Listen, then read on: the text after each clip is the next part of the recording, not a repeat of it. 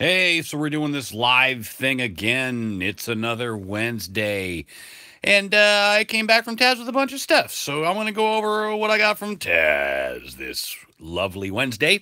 First off, of course, the very obvious Oblivion Song. Robert Kirkman, he's put out another new book. And I was stupid enough when The Walking Dead #1 came out to say, hey, I'll prefer that in trade. Oh, God. If only I'd bought multiple copies, or at least fucking one of them, I'd have, like, I don't know, 40, 60 grand in my back pocket right now anytime I needed it. But this does look very promising. I can't wait to see this. It'll fill the gap of my beloved Invincible. Man, am I going to miss Invincible. That was my favorite goddamn comics. I know almost nothing about this, so I'm quite looking forward to it. I don't have some sort of concept of post-apocalyptic storytelling. But what I do know is that Robert Kirkman writes great comic books, even if he can't make the Walking Dead TV show terribly good, and I don't blame that on him. Next up, I got a holdout from last week. I got Mira, Queen of Atlantis. I completely blanked on picking this up. I'm a big fan of what Abnett is doing on the Aquaman book, and I can't wait to read this. It's about time she got her own ding-dang book, and that's a lovely little cover there by who knows who that is. I can't recognize that signature. That's some guy. Maybe some gal, I don't know, but it's nice art. Next up, we got, hey, look, it's more Kirkman. Walking Dead #177, part 3 of 6, the New World Order storyline that I'm absolutely loving. This might actually finally give us a realistic way that the characters in Walking Dead could have gasoline at this point in time in the apocalypse. It's, so far, the storyline's been great. The last issue delivered a real awesome, no one saw that coming little moment. And it's astounding to me how much better the comic is than the TV show right now.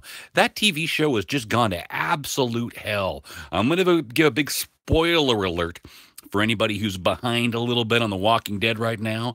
If you're behind a little bit in The Walking Dead right now, go la, la, la, la, la, if you're still watching that goddamn show.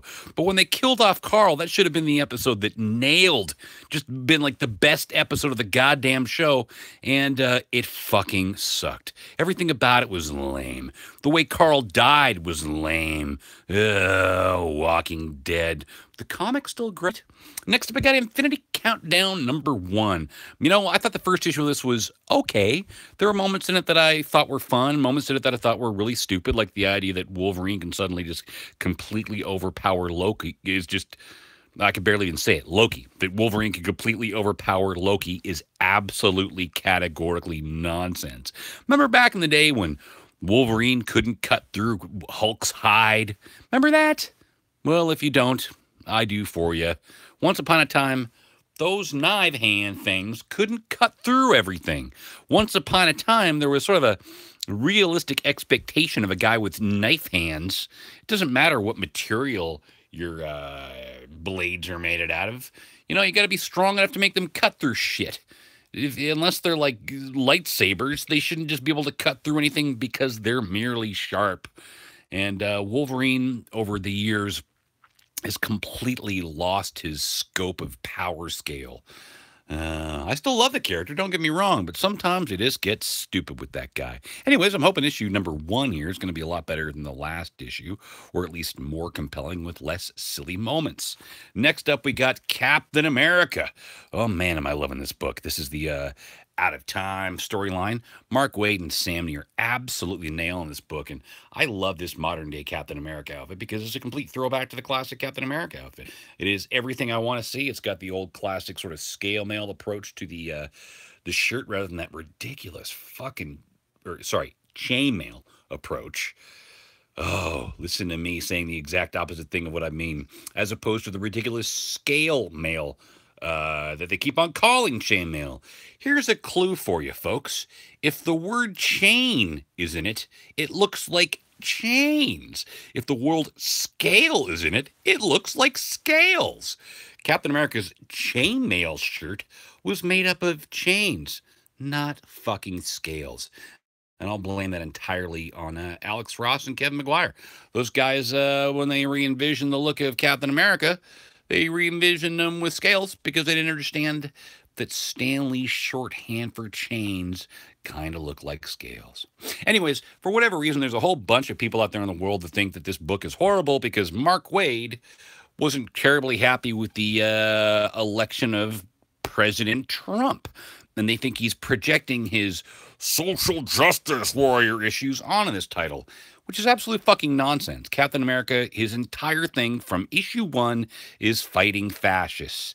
This story, the last issue, just had a great cliffhanger, or a great well, I guess cliffhanger, last page reveal, sort of shocker. It was great, and I can't wait to read this issue. I'm sure it'll be fantastic. Has is everything that Mark Waid and Samney have done together, which might only actually be Captain America. I don't know if they've worked together in the past, but Samney is fantastic.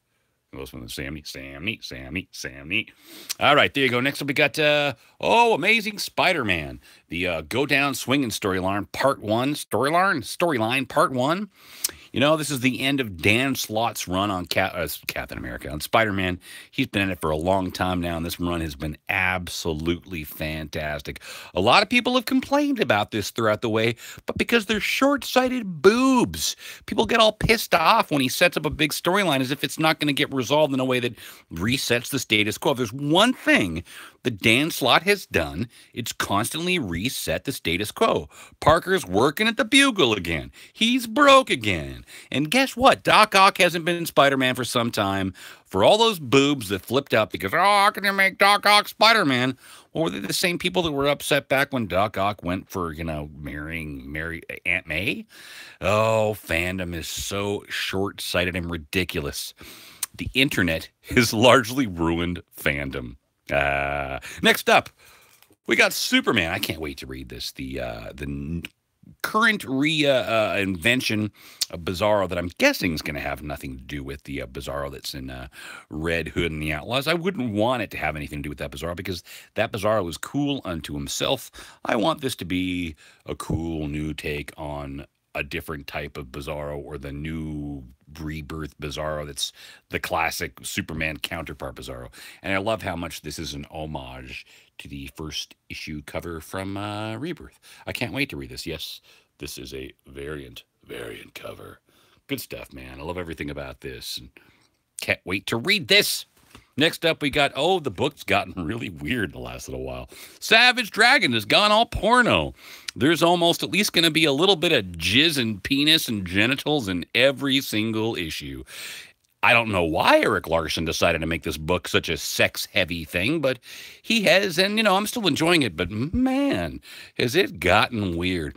I'll admit that I'm still lamenting the loss of the original Savage Dragon, but I mean, god damn it, 232 issues done by one guy alone as the writer, artist, editor, and the main guy behind everything. I think he's has a different colorist, but other than coloring, I think he's even done some coloring.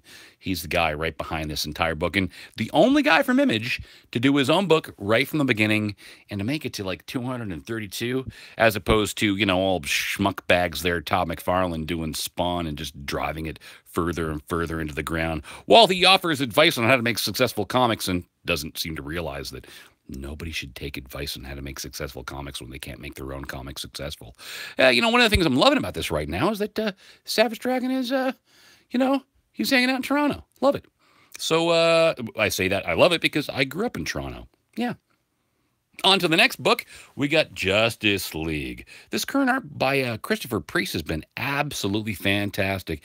And Christopher Priest, for those of you who don't know, used to go by the name James Owsley way back in the day. He changed his name in the 90s because he wanted it to, well, I shouldn't pretend I know the reasons why. I don't. But he changed his name. And frankly, I kind of get it. My name was changed when I think I was about 4 or 5. I was born Dylan Holmberg. My mother changed my name at some point because she's a crazy hippie to one degree, but also because I hated my name. I used to run around calling myself everything but Hartley.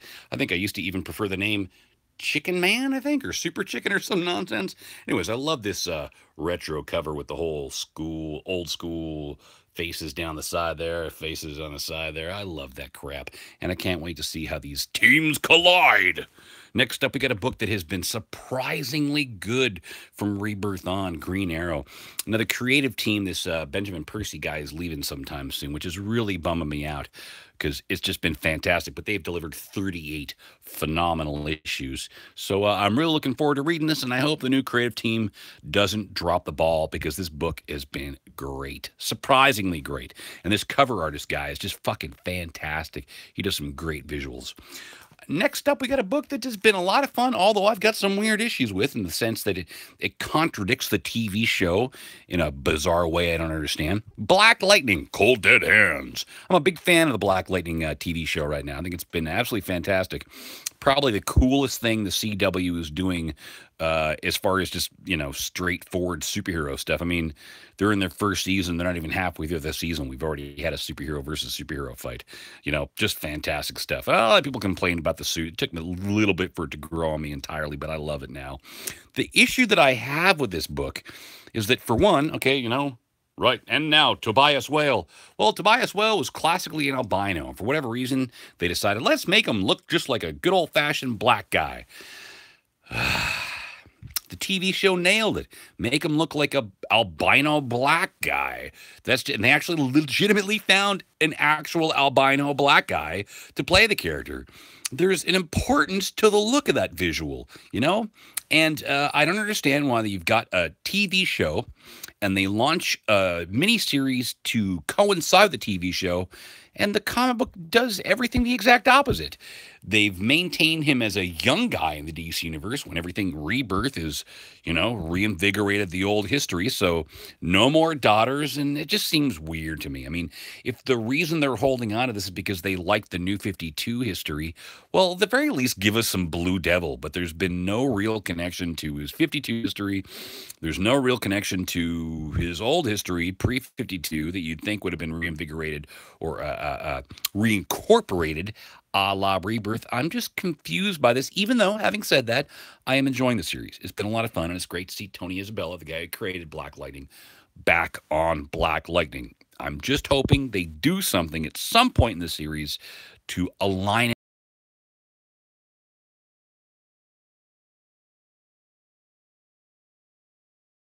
One of the things I would like to mention before putting this down is that it actually has a nice cover stock, a nice card cover stock, which is nice to see for a $3.99 book. And, you know, DC are one of the only companies doing that now that aren't giving you the same quality of paper on the cover as in the interior, are delivering you a different quality of paper on the interiors as opposed to the cover. It's a weird thing that the comic industry has adopted that I don't like. I don't like it one bit.